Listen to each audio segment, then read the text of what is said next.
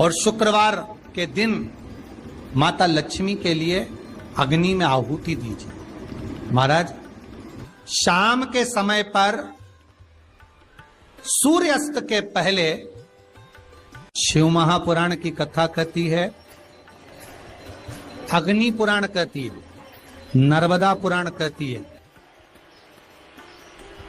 लिंग पुराण कहती है कि बेलपत्री के वृक्ष के नीचे, नीचे तो नीचे वो भी जाने दो, यहां तक वर्णन किया शिव महापुराण में तो कि बेलपत्री का जो फल होता ना, बेल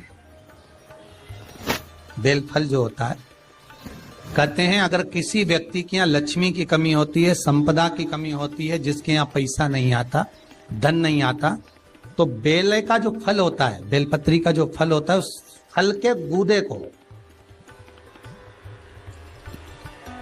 बेलपत्री के फल का गुर्दा निकाल लो, सुखा लो, गाय के घी में उसको डुबो लो और शुक्रवार के दिन माता लक्ष्मी के लिए अग्नि में आहुति दीजिए।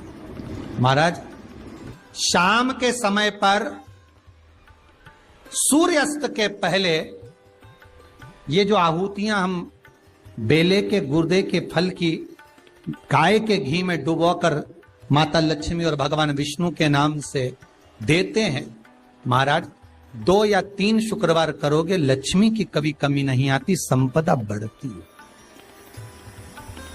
एक प्रयोग और कर देखना, कभी अगर मौका मिले आपको तो प्रयोग कर देखिए। लिंग पुराण के अंदर लिखा हुआ है, शिव पुराण में, लिंग पुराण में और स्कंद पुराण में कहा गया है कि अगर किसी ने बेले के फल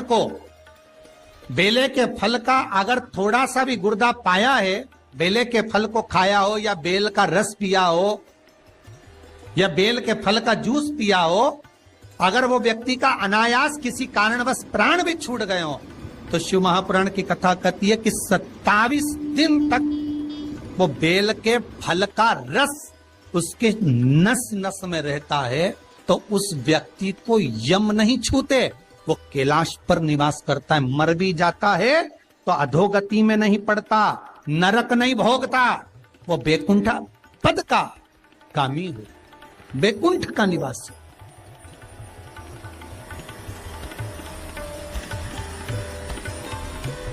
बैकुंठ का निवासी।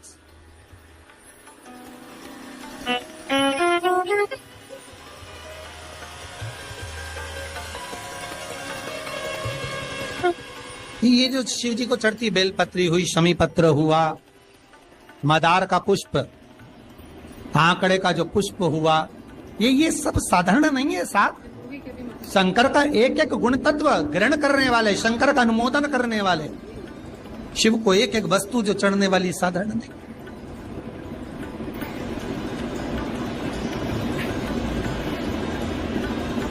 महाराज, हम तो आपसे निवेदन पहले भी करे, आज फिर करते।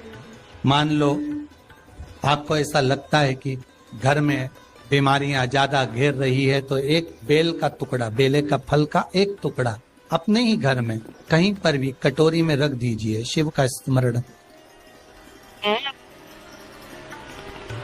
सुख प्रदान करेगा।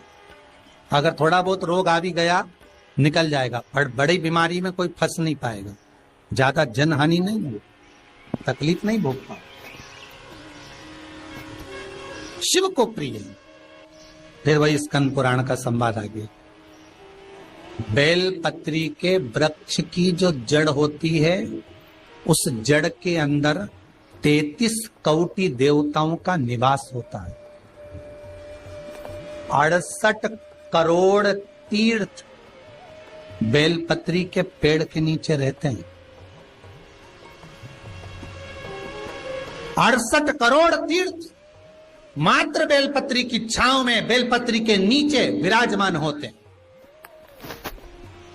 अगर आपके मन में कभी कभी भाव उत्पन्न हो जाए ना कि मेरे को कहीं तीर्थ करने जाना है और अभी मौका नहीं मिल रहा, तीर्थ जाने का भी तो लॉकडाउन चल रहा है और अभी सब दूर बीमारी फैली हुई है, कहीं नहीं जा सकते, तो जब लॉकडाउन हट जाए, बीमारी समाप्त हो जाए और तीर्थ जाने का मन करे, तो किसी बेलपत्री के पेड़ के नीचे 5 मिनट जाकर बैठ जाए।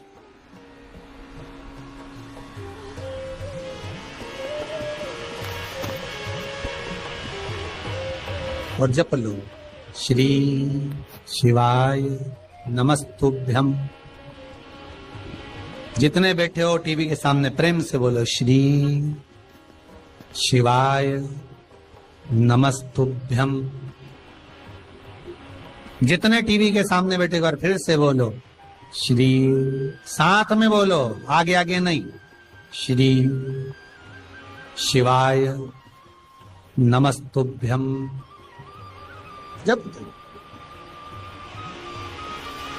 जब तुम्हारा मन करे मुझे चारों धाम जाना है, जब तुम्हारा मन करे कि मुझे काशी जाना है, जब तुम्हारा मन करे मुझे उज्जैनी जाना है, जब तुम्हारा मन करे कि मुझे ओमकारेश्वर, मुझे सोमनाथ जाना है, भीमा शंकर, बैद्यनाथ, मल्लिकार्जुन जाना है, केदारेश्वर जाना है, बस नागेश्वर जाना है, थोड़ी देर के लिए बेलपत्री के पेड़ के नीचे जाकर बैठो।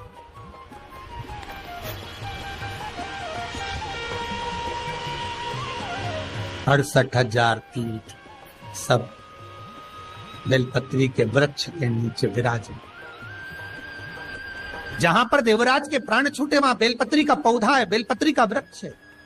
हिंदू धर्म में आज भी रीति है, मरने वाले व्यक्ति, अब तो ये कोरोना महामारी में ना गाड़ी में भरे ने लेकर चले गए और जला दिया, पर पहले जो नियम था शास्त्रार्थ के अनुसार, जब कोई व्यक्ति मरता था उसको कंधे पर लेकर जाते थे, तो ले जाने के बाद में बीच राह में एक स्थान ऐसा आता था जहां पर अर्थी को उतारते थे। विश्राम स्थल पर उस अर्थी को उतारा जाता था, और वो केवल विश्राम स्थल ऐसे नहीं होता था, वहां पर बेलपत्री का पौधा होता था, पेड़ होता था। उस बेलपत्री के वृक्ष की छांव उस मुर्दे पर भी पड़ जाती थी तो उसको यम की कैद नहीं भोगना पड़े, उसको यम की कैद, यम की तृण नहीं भोगना पड़े।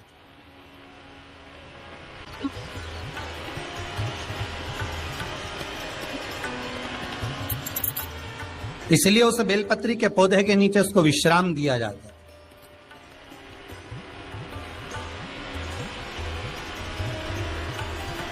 बेलपत्री के पौधे के नीचे उसको विश्राम दिया। शिव कह रहे हैं, देवराज तेरे प्राण छूटे, मना नहीं है तेरे प्राण छूटे, पर तेरे प्राण जहां छूटे वो बेलपत्री का वृक्ष था।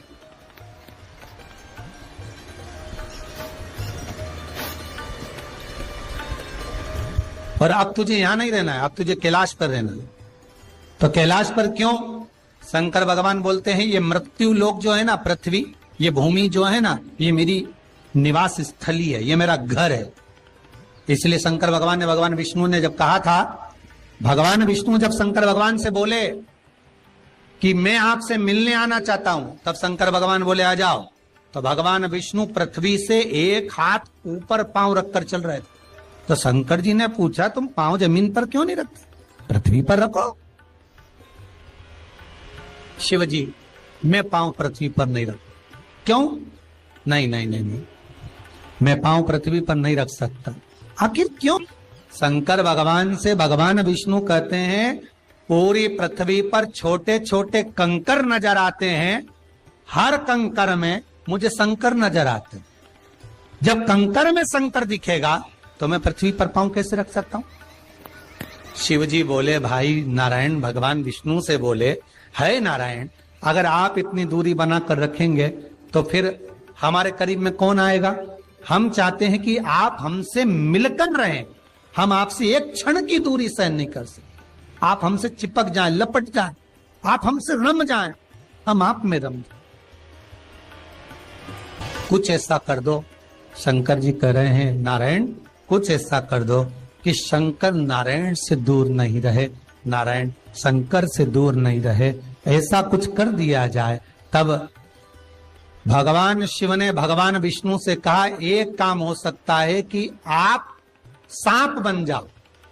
भगवान विष्णु ने पूछा, मैं सांप बन जाऊं? क्यों? शंकर भगवान कहते हैं, सांप बन जाओगे तो मैं गले में आपको डालकर रखूंगा, आप मुझसे चिपके रहोगे, मैं आपसे चिपका रहूंगा, आप मुझसे लगे रहेंगे, मैं आपसे लगा रहूंगा, दूरी नहीं रहेगी एक क्षण की भी। और भगवान विष्णु सर्प बन गए, भगवान विष्णु सांप बन गए।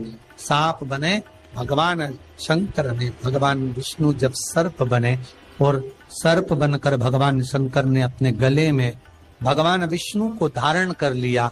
आज भी शंकर भगवान के गले में जो सांप पड़ा हुआ है वो सांप केवल सर्प नहीं है, वो भगवान विष्णु का ही एक अवतार।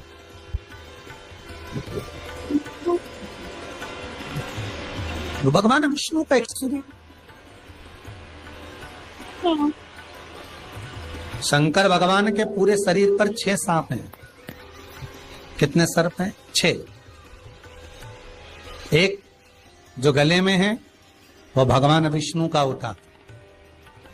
2 हाथ में, 2 भुजा पर, एक कमर में जो सर्प नजर आता है, ये शंकर भगवान की 5 लड़कियां हैं, जया, विशारा, सामरीबारी, दोतली और देव। शिव जी की 5 लड़की। शंकर भगवान के पूरे शरीर पर 6 सर्प हैं, 5 लड़कियां और एक भगवान विष्णु का स्वरूप, भगवान विष्णु का प्रतिबिंब, भगवान विष्णु का ही एक स्वरूप। स्कंद पुराण में अगर 16 सोमवार के व्रत का अगर आप विधान देखेंगे, और हम तो कहते हैं केवल 16 सोमवार से ही मतलब मत रखो। आप माताएं अगर एकादशी का व्रत कर रही है, सोमवार का कर रही है, मंगलवार का कर रही है, बुधवार का करे, गुरुवार का करे, चतुर्थी का करे, तीज का करे, छठ का करे, आप जो भी व्रत करते हो उस व्रत का विधान स्कंद पुराण में लिखा हुआ है। और स्कंद पुराण में क्या वर्णन लिखते हैं कि नारी जब सौभाग्यवती हो जाती है, लड़की की जब शादी हो जाती है और वो अपने पति के घर में जब रह रही होती है, पति के संग रह रही होती है, तो पति के घर में रहकर जितना भजन पूजन करती है, जितना स्मरण करती है,